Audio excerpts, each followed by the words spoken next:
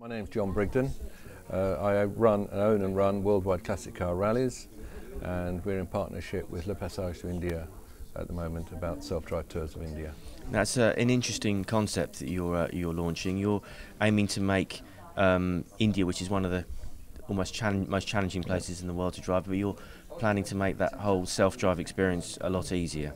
Yes, we're planning to bring it to India finally. I mean, the problem with India is, as you probably know, there are very poor maps.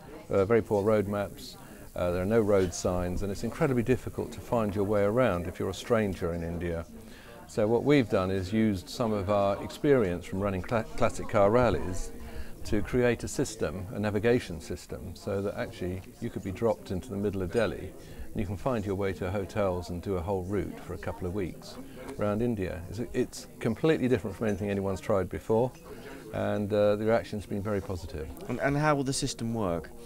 Right, it's quite simple. We record the route on a GPS system, Garmin GPS, and we also create a road book which gives turn-by-turn instructions about where you should be going. So for instance, if you come up to a roundabout, we would have a little diagram showing a roundabout, and it says take the first turning on the left, or turn left here. And that's what helps create the road book and makes it easy for you to actually navigate your way around India. And what sort of time frame are we looking at for the rollout of the system? Well, we've got it prepared now. We've got one certainly prepared for Rajasthan.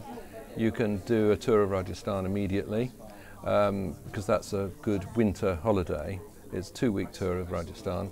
We also have one ready for going from Delhi to Kashmir. But because, of course, at the moment the snows are coming, it's a bit difficult to do it this time of year. So we suggest you do that from June onwards, when the snows are cleared, to about October, when they start coming in again. And then we have got a number of others planned. I mean, we can go from Delhi all the way to Mumbai via Kana and Bandar and some of the other sort of Kipling country areas, as I call them.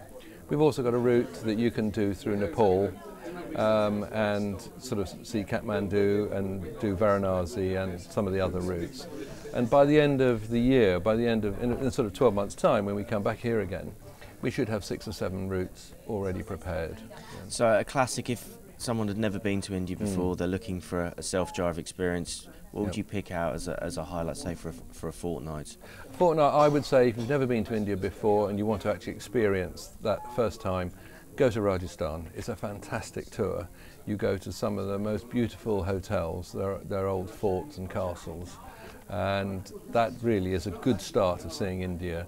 Also, Rajasthan is not as busy as some of the other states. So would you start from Delhi then, or actually? You start from Delhi. You start on the outskirts of Delhi. We make it easy. You start on the outskirts of Delhi. You straight away get onto a dual carriageway. That'll give you time to sort of get used to the driving, the traffic, the driving in India. And about 40 or 50 kilometres later, we turn you off into the countryside where you can actually start experiencing the more difficult driving, if you like, in India. And how would you, I mean, in India, if you go there and you see the roads, it looks like chaos. There doesn't seem to be a system.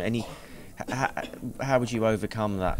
The frenetic pace of India and the challenges of driving there. Well, one of the things to remember is traffic actually is very slow in India. You know, whereas in Europe we're used to traffic going 70, 80, 90, 100 miles an hour. Sometimes it may be illegal, but they do it. In India, it doesn't. You go at 40 to 50 most of the time. So for us, it's actually quite nice. You go there, it's a quite slow pace.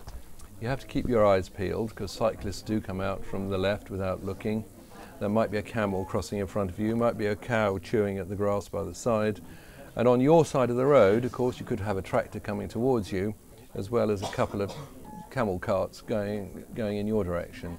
So as long as you're aware that it's not like home, there are, the main rule is there are no rules, if you like, then I think you get on fine. Just take it slowly. Take it calmly is the best way to start, and I think you'll be fine. Okay, John, well, thanks very much for joining us today on Breaking Travel News, and good luck with the launch. Thank you very much indeed. Thank you.